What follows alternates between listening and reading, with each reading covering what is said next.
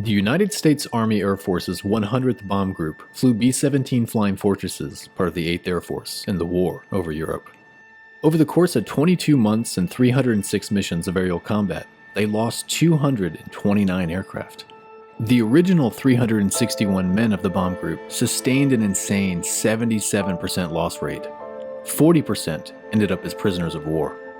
450 replacement crews reinforced the unit throughout the war, and of the over 4,000 men, 785 were killed in action or reported missing.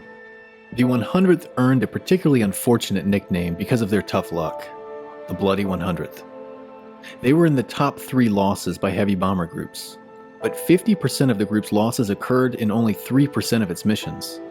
When they had a bad day, they had a very bad day. And the Schweinfurt and Regensburg mission was definitely one of them.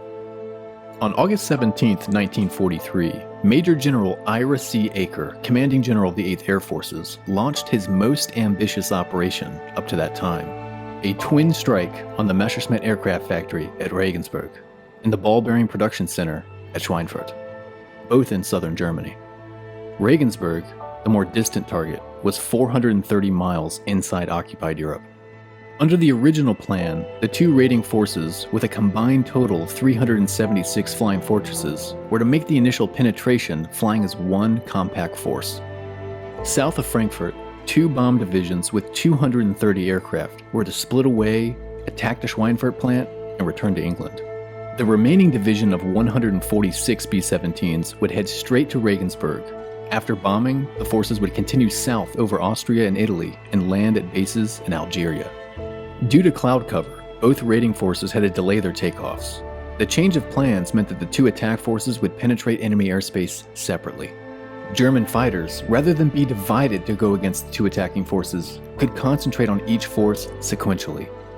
Each group of bombers would have to face the full wrath of the defenses.